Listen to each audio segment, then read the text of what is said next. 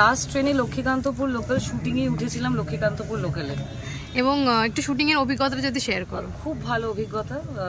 সেটা তোমরা যখন 21শে নভেম্বর ছবিটা দেখবে তখন বুঝতে পারবে যে এত বিরাট একটা মানে এতজন মানুষ, মানে এত গুণীমানী ব্যক্তিরা কাজ করেছে, all are stars in their own way.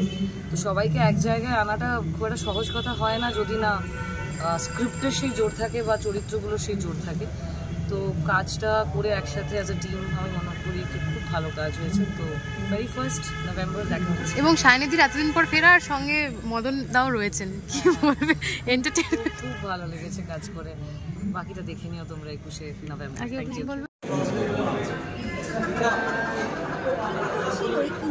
আমি যেভাবে সাপোর্ট পেয়েছি আমার এবং আমার যারা কলাকুশলী এবং যারা আমার খুব ভালোবাসার কাছের মানুষ সবার কাছ থেকে এতটা সাপোর্ট পেয়েছি। তো কঠিন তো ছিল, কিন্তু তার সাথে আমার অদ্ভুত একটা ভালো লাগা বা ভালোবাসার যে জায়গাটা ক্রিয়েট হয়েছিল, তো আমার কাছে সবটাই অনেকটা ইজি লেগেছে।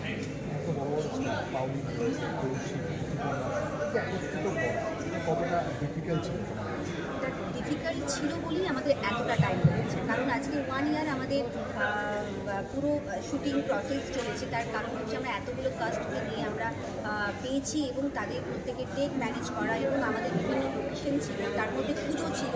তো সব কিছু নিয়ে আমরা একটু একটু করে শ্যুট করেছি বলে আজকে 1 ইয়ার লেগেছে। এবং আরেকটা এই ছবির সবথেকে বড় ইউএসপি সেটা হচ্ছে যে আমাদের ঋতুদীপ আর কৌশিকদারের খুব একসাথে দর্শক দেখবে, এবং পাউলিদি এবং ঋতুদীপ 11 বছর পরে আবার স্ক্রিনে ফিরে আসা। এবং এই ছবির গল্পটা যেটা, সেটা তো আমার মনে হয় এতদিন মানুষ জেনেই গেছে কী বিষয় নিয়ে গল্প বা কী রিলেট করতে চাইছি আমরা দর্শকদের কাছে। তো সব কিছু নিয়ে আমি ভীষণ আশাবাদী এবং দর্শকদেরকে বলবো অবশ্যই আসার জন্য। 21 তারিখ ছবি রিলিজ হচ্ছে, আপনারা দেখতে আসুন, একদম নিরাশ হবেন না। তাদের মানুষ পৌঁছতে পারবে না। আমি আপনাদের অনুরোধ করবো একেবারে প্রফেশনালি যেরকম করে তার থেকে একটু বেশি পার্সোনাল লেভেলে লক্ষ্মীকান্তপুর দরকার এই বইটাকে একটু পাবলিসিটি দিন। আমি যদি একটু বেঁচে থাকি, এমন একটা বই আসতে চলেছে যে বইটা বাংলার মানুষকে হলমুক্ত করবে। প্রত্যেকে অসাধারণ অভিনয় করেছে, ডিরেকশন থেকে শুরু করে দেখেছি। সময় নষ্ট করবো না, আমি শুধু বলবো এখন কিছুই বলবো না, সবটাই চাপাতা। 21শে নভেম্বর নজর রাখুন কোন কোন ভাবে আসছে, এবং এই বইটা দেখার পর তারপর আমি 22 তারিখে একটা লাইভ করবো আপনাদের।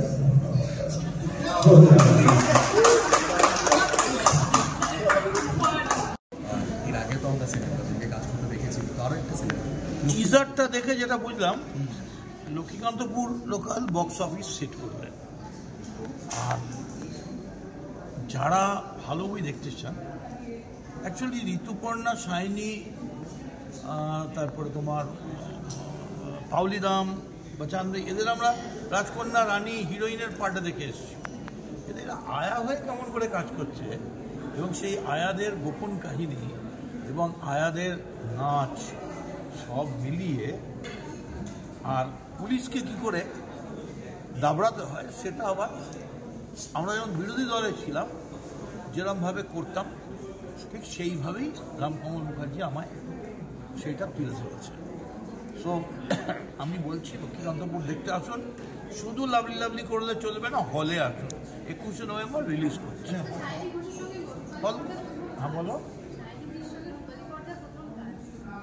হ্যাঁ, এমনি আমরা রোজই কাজ করি একসঙ্গে, সিনেমায় প্রথম। দাদা, এতগুলো সুন্দরী অভিনেত্রীর সাথে কাজ, তিনজনের জন্য একটা গান হবে না? এই কোনো কথা নয়, তো অন্য লক্ষ্মীকান্তপুরের গান, লক্ষ্মীকান্তপুরের গান তো সেটা গান ডেডিকেট করাই যায়। একটা গান তো মহা মুশকিল। হ্যাঁ দাদা। বেদনার কলি তুমি দাও ভালো বেশে বধূ, ফুল ফোটানোর ছলে আমি ভরে দেব মধু, বেদনার কলি তুমি। ও লাভলি। লক্ষ্মীকান্তপুর লোকালে যে কটি চরিত্র আছে মূলত 3টি পরিবারকে নিয়ে গল্প। 3টে পরিবারে 3জন, আমি, পাওলি এবং সায়নী, আমরা 3জন লক্ষ্মীকান্তপুর লোকালে করে যাই এবং আমরা সেই সূত্রে আমাদের বন্ধুত্ব, আমরা একই জায়গায় থাকি। কিন্তু সবথেকে মজার যে ব্যাপার, এই ছবির নামটা এটা কিন্তু ট্রেন জার্নির উপরে নয়। একটা লক্ষ্মীকান্তপুর লোকাল কি একটা অনেকটা জায়গা জুড়ে অনেক মানুষকে কানেক্ট করে, একটা জায়গা থেকে কিছুজনকে তোলে আরেকটা স্টেশনে নামিয়ে দেয় এবং এই জার্নিটা যেতে যেতে সবার সঙ্গে সবার যে একটা সম্পর্ক তৈরি হয়, সেই সম্পর্কেরই ছবি হচ্ছে আমাদের লক্ষ্মীকান্তপুর লোকাল। এবং আমি যে চরিত্রটা করছি মালতীদের তো আমরা খুব কাছ থেকে জানি, চিনি, দেখি প্রত্যেকটা দিন এবং আমরা জানি যে মালতীদের ছাড়া আমাদের জীবন অচল হয়ে যাবে। কিন্তু এই ছবিটা করতে গিয়ে আরও বেশি করে আমার মনে হয়েছে যে মালতীদের আমরা খুব টেকেন ফর গ্রান্টেড ভাবি। কারণ আমরা যখন বলি আমি কাজ করছি, তার মানে সেটা বাড়ির কাজ নয়। কাজ করছি মানে আমি অফিস যাচ্ছি বা ওয়ার্ক ফ্রম হোমও যদি করি, সেই সময়টুকু কিন্তু বাড়ির কাজ থেকে আমি ছুটি পাই বা আমার বিরতি। কিন্তু মালতীদের জন্য তা নয়। মালতীরা সেই যে রাত 4টেয় ঘুম থেকে ওঠে এবং সেই যে বাড়ির সমস্ত কাজ তাকে করতে হয়, তার সংসারটাকে সামলে আরেকটা বাড়িতে গিয়ে সেই সংসারটাকেও তার নিজের সংসারের মতো সামলাতে হয় এবং সেখানেও তার ছুটি নেই। রাত্রে ক্লান্ত হয়ে যখন লোকাল ট্রেনে করে বাড়ি ফেরে, তারপরেও বাড়িতে এসে তার নিজের সংসারটা আবার তাকে সামলে সমস্ত কাজ করে 17 থেকে 18 ঘন্টা রোজ মালতী টানা কাজ করে, তবে 4-5 ঘন্টা ঘুমোতে পারে। তার কিন্তু কোনো মি টাইম নেই। তার মন খারাপ হলে একা একা বসে দুটো গান শুনবো, এই অবকাশটুকুও বোধহয় তার নেই। কাজেই আমরা সোশ্যালি একটা উচ্চ স্তরে আছি বলে সবসময় যে আমাদেরই খারাপ লাগার অধিকার আছে বা আমরা যে সবসময় ঠিক, এটা ভাবাটা ঠিক নয়। তারাও মানুষ, তাদেরও খারাপ লাগা আছে, শরীর খারাপ হতে পারে, কোনোদিন মন খারাপ হতে পারে, তাদেরও ভুল হতে পারে। তো টেকেন ফর গ্রান্টেড আমরা যদি তাদের না নিই এবং আমরা যে ভুল আমরাও করতে পারি এবং সেক্ষেত্রে আমরাও যদি বলি সরি তোমার খারাপ লেগেছে বা তোর খারাপ লেগেছে বা আমার একটা ভুল হয়েছে, এটা বলতে আমাদের প্রচণ্ড ইগো হার্ট হয় হয়তো, কিন্তু সেটাও কখনো বলা দরকার। এই ছবিটাতে কিন্তু এটাও আমরা দেখেছি। আর এই ছবিটা দেখতে দেখতে হাসি পাবে, কান্না পাবে, কষ্ট হবে, নস্টালজিক লাগবে, অনেক কিছু নিয়ে ভাববো আমরা। এবং একটা খুব দারুণ গানও আছে ছবিটাতে, সেটা ডিটেলস আমি যাচ্ছি না, আমরা সবাই খুব এনজয় করে সেটাতে পারফর্ম করেছি, সেটাও আপনারা দেখতে পাবেন। তো থ্যাংক ইউ রাম, আমাকে আবার একটি দারুণ চরিত্র উপহার দেওয়ার জন্য। Thank you Sangeeta, Angel Creations ছবিটা প্রডিউস করার জন্য।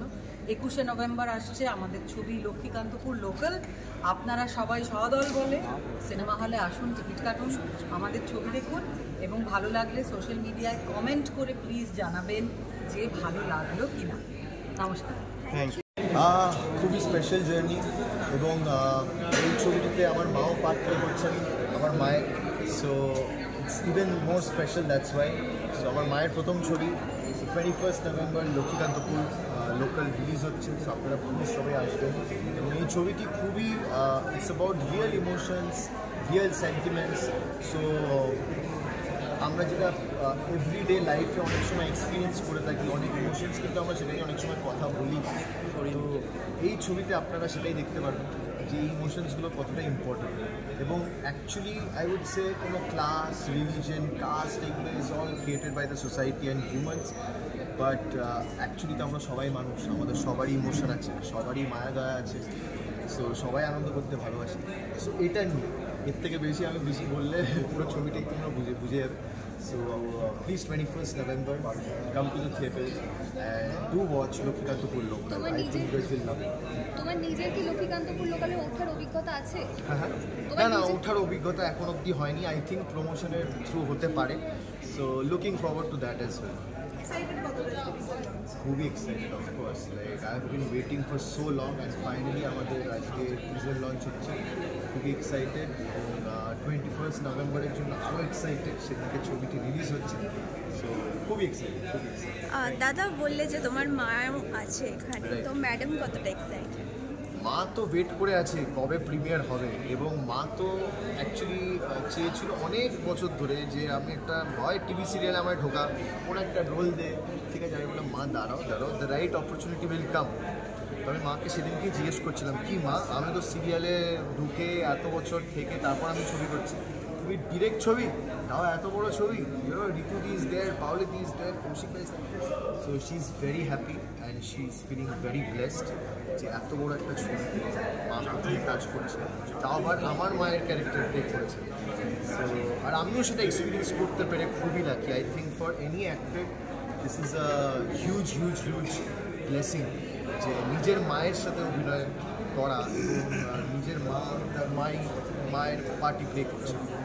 এবং এটা তো তুমি আন্টির পার্সপেক্টিভ বললে, মানে তুমি নিজে কিভাবে এনজয় করছো বিষয়টাকে? আমি নিজে খুবই এনজয় করেছি, কারণ আমি আত্মদীপের ক্যারেক্টারটা প্লে করছি। Atmadeep is a struggling musician, তো আমিও একদম outsider when it comes to industry. আমারও কোনো গডফাদার ছিল না ইন্ডাস্ট্রিতে, তো এই স্ট্রাগলটা আমি খুব ক্লোজভাবে দেখেছি এবং জানি। তো আমি যখন ক্যারেক্টারটার ব্যাপারে শুনি রাম স্যারের কাছে, তখন থেকে I really wanted to do it, কারণ আমি কয়েকটা জিনিস এক্সপিরিয়েন্স করেছি যেটা আমি এই ক্যারেক্টারের মধ্যে দিতে পারবো। And Ram sir was really kind and he is kind, is very kind, so and he is very close to my heart.